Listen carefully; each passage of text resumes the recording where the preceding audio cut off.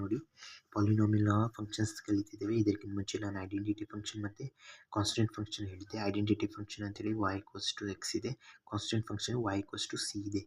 Okay, ಇವಾಗ ನೋಡಿ ಪಾಲಿನಾಮಿಯಲಿಂದ ಒಂದು ಪ್ರಾಪರ್ ಡೆಫಿನೇಷನ್ ನೀವು 10th ಕಲ್ತಿರ್ಬೋದು, ಕಲ್ತಿಲ್ಲ ಅಂದರೆ ಇಲ್ಲಿ ಕಲೀರಿ.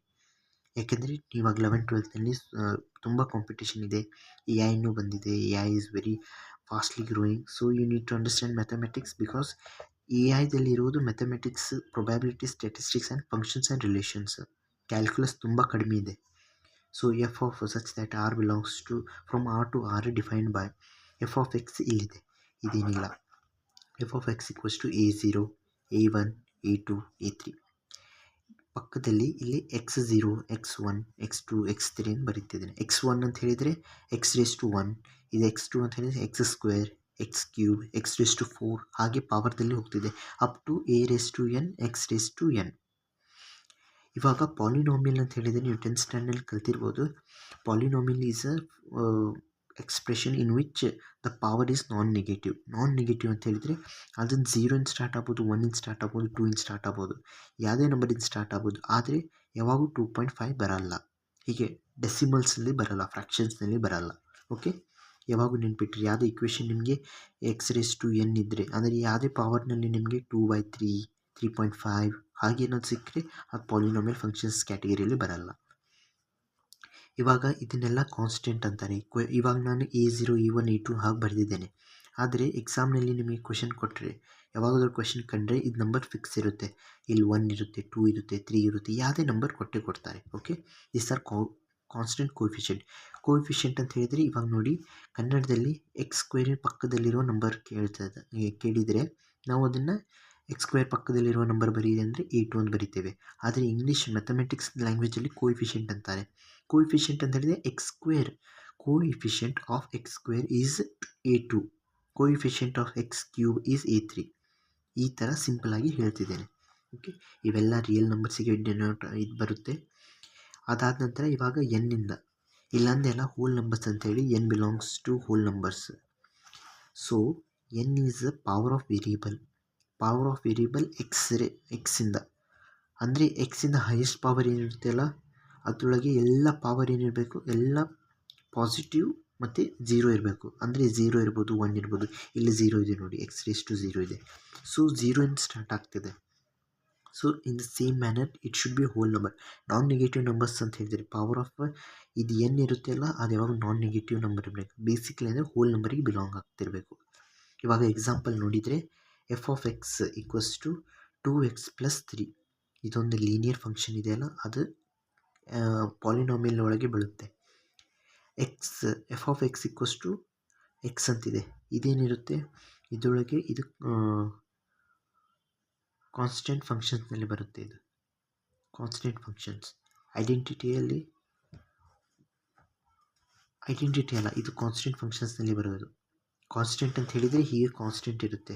F of X equals to X ಅಂತ ಇರುತ್ತಲ್ಲ, ಅದು ಕಾನ್ಸ್ಟೆಂಟ್. ಇವಾಗ ಇದೇನಂತಾರೆ, ಇದನ್ನು ಕ್ವಾಡ್ರಾಟಿಕ್ ಇಕ್ವೇಷನ್ ಇದೆಯಲ್ಲ, ಇದನ್ನು ಗ್ರಾಫ್ ಡ್ರಾ ಮಾಡಿದ ನಂತರ ಇದು ಪ್ಯಾರಾಬೋಲಾ ತೋರಿಸುತ್ತೆ. ಪ್ಯಾರಾಬೋಲಾ ಅಂತ ಹೇಳಿದರೆ ಇದು ಸ್ಟ್ರೇಟ್ ಲೈನ್ ಕೊಡುತ್ತೆ ಅಲ್ಲ, ಅಂದರೆ ಹಾರಿಜಾಂಟಲ್ ಲೈನ್ ಕೊಡುತ್ತೆ ಈ ರೀತಿಯಲ್ಲಿ. ಹೀಗೆ F of X equals to X. ಒಂದು ನಿಮಿಷ, ಇದು ಕಾನ್ಸ್ಟೆಂಟ್ ಫಂಕ್ಷನ್ ಅಲ್ಲ, ಇದು ಐಡೆಂಟಿಟಿ ಫಂಕ್ಷನ್. ಈ ರೀತಿಯಲ್ಲಿ ಕೊಡುತ್ತೆ ಗ್ರಾಫ್, ಈ ರೀತಿಯಲ್ಲಿ ಗ್ರಾಫ್ ಕೊಡುತ್ತೆ. ಇದಕ್ಕಿಂತ ಮುಂಚೆ ನಾನೆಲ್ಲ ಎಕ್ಸ್ಪ್ರೆಷನ್ ಗ್ರಾಫ್ ಎಲ್ಲ ಹೇಳಿದ್ದೆ. ಈ ಗ್ರಾಫ್ ಇದೆಲ್ಲ ಎಫ್ ಆಫ್ ಎಕ್ಸ್ ಮುಂದಿನ ಪೇಜ್ದಲ್ಲಿ ತಿಳಿಸ್ತೇನೆ, ಇದನ್ನು ಬೇಕಾಗಿಲ್ಲ. F of X equals to parabola ಅಂತೇವೆ. ಪ್ಯಾರಾಬೋಲಾ ಅಂತ ಹೇಳಿದರೆ ಈ ರೀತಿಯಲ್ಲಿ ಗ್ರಾಫ್ ಬರುತ್ತೆ. ಓಕೆ, ಯಾವಾಗಾದರೂ ನಿಮಗೆ y = x² ಅಂತಿದ್ದರೆ ಆ ಗ್ರಾಫ್ ಈ ರೀತಿಯಲ್ಲಿ ಇರುತ್ತೆ. ಇದರೊಳಗೆ ಈ ಕಾಂಟ್ರಿಬ್ಯೂಷನ್ ಇರುತ್ತೆಲ್ಲ, ಇದನ್ನು ಪ್ಯಾರಾಬೋಲಾ ಒರಿಜಿನ್ಗಿಂತ ಮೇಲೆ ಕೆಳಗೆ ಹಾಗೆ ತೊಗೊಂಡು ಹೋಗೋ ಕೆಲಸ ಮಾಡುತ್ತೆ.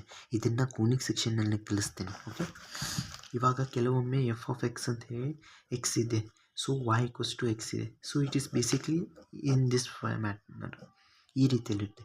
This is identity function. Identity ಅಂತ ಹೇಳಿದರೆ ನಿಮಗೆ ಎಕ್ಸು 1 ಇರುತ್ತೆ, ವೈನು 1 ಇರುತ್ತೆ. ಎಲ್ಲಾದರೂ ನೋಡಿದರೆ ಐಡೆಂಟಿಟಿ ಇರುತ್ತೆ. ಅಂದರೆ ಎಕ್ಸ್ ಮತ್ತು ವೈ ಎರಡು ಸೇಮ್ ಟು ಸೇಮ್ ಇರುತ್ತೆ. ಐಡೆಂಟಿಟಿ ಅಂತ ಹೇಳಿದರೆ ಸೇಮ್ ಟು ಸೇಮ್ ಟ್ವಿನ್ಸ್ ಥರ ಇರುತ್ತೆ. ಇವಾಗ ನೋಡಿ ಎಫ್ ಆಫ್ ಎಕ್ಸ್ ಈ ರೀತಿಯಲ್ಲಿ ನಿಮ್ಗೆ ಏನಾದರೂ ಇಕ್ವೇಷನ್ ಸಿಕ್ಕರೆ, ನಿಮಗೆ ಇವಾಗ ಹೈಯರ್ ಹೋಗ್ತಾ ನಿಮಗೆ ಪಾಲಿನಾಮಿಯಲ್ ಹೋಗಿ ರ್ಯಾಷನಲ್ ನಂಬರ್ಸ್ ಯೂಸ್ ಮಾಡ್ತಾರೆ. ಇದು ನೋಡಿ 2/3 ಅಂತ ಹೇಳಿದೆ 0.666 ಅಂತೇಳಿ ಅಪ್ ಟು ಹೋಗ್ತಾ ಇರುತ್ತೆ ಮುಂದೆ. So this does not belongs to the whole number and does not belongs to polynomial function. So ಇದು ರ್ಯಾಷನಲ್ ನಂಬರ್ಸ್ಗೆ ಬರೋದ್ರಿಂದ ಇದು ಪಾಲಿನಾಮಿಯಲ್ ಬರಲ್ಲ, ಬೇರೆ ಫಂಕ್ಷನಲ್ಲಿ ಬರುತ್ತೆ, ಅದು ಮುಂದೆ ಕಲಿಸ್ತೇನೆ. ಇದರೊಳಗೆ ಬೇಸಿಕ್ಕಾಗಿ ನೋಟ್ ಅಂತ ಹೇಳಿ ನೋಡಿ. ಫಸ್ಟ್ ಆಫ್ ಆಲ್ ನೋಟ್ ಅಂತ ಹೇಳಿದರೆ ಒಂದು ಲೀನಿಯರ್ ಫಂಕ್ಷನ್. ಯಾವಾಗಾದರೂ ನಿಮಗೆ 10th ಸ್ಟ್ಯಾಂಡರ್ಡ್ನಲ್ಲಿ ನೀವು ಹೀಗೆ ಕಲ್ತಿದ್ದೀರಿ, ಈ ರೀತಿಯಲ್ಲಿ ಕಲ್ತಿದ್ದೀರಾ, p of x equals to ax plus b. Okay, ಇದು ಲೀನಿಯರ್ ಫಂಕ್ಷನ್, ಲೀನಿಯರ್ ಅಂತೆ, ಲೀನಿಯರ್ ಪಾಲಿನಾಮಿಯಲ್ ಅಂತಾರೆ. ಆದರೆ 11th ಸ್ಟ್ಯಾಂಡರ್ಡ್ನಲ್ಲಿ ಬಂದಾಗ ನೀವು PUC ಫಸ್ಟ್ ಇಯರ್ ಬಂದಾಗ ಈ ರೀತಿಯಲ್ಲಿ ಕಲಿಸ್ತಾರೆ. ಇದು ಬೇಸಿಕಲಿ ಇದು ಸ್ಟ್ರೇಟ್ ಲೈನ್. ಓಕೆ, ಈ ರೀತಿಯಲ್ಲಿ ಬರುತ್ತೆ graph. ax plus B y equals to X ಇದೆಯಲ್ಲ, ಅದನ್ನು ಸ್ವಲ್ಪ ಮಾಡಿಫೈ ಮಾಡಿ ಹೀಗೆ ಮೇಲೆ ಬರೋದು, ಕೆಲವೊಮ್ಮೆ ಏನಾಗುತ್ತೆ ಹೀಗೆ ಶಿಫ್ಟ್ ಆಗಿ ಮೇಲೆ ಹೋಗುತ್ತೆ. ಇದನ್ನೆಲ್ಲ ನಾನು ಸ್ಟ್ರೇಟ್ ಲೈನ್ಸ್ನಲ್ಲಿ ಕಲಿಸ್ತೇನೆ. ಸ್ಟ್ರೇಟ್ ಲೈನ್ಸ್ನಲ್ಲಿ ಲೈನ್ ಇಂಟರ್ಸೆಪ್ಟರ್ ಮೆಥಡ್ ಎಲ್ಲ ನಾನು ಅದರೊಳಗೆ ಕಲಿಸ್ತೇನೆ. ಓಕೆ, ಈಗ 11th ಸ್ಟ್ಯಾಂಡರ್ಡ್ನಲ್ಲಿ ಸ್ಟ್ರೇಟ್ ಲೈನ್ಸ್ ಅಂತೇಳಿ ಒಂದು ಚಾಪ್ಟರ್ ಇದೆ, ಅದರೊಳಗೆ ನಾನು ಕಲಿಸ್ತೇನೆ.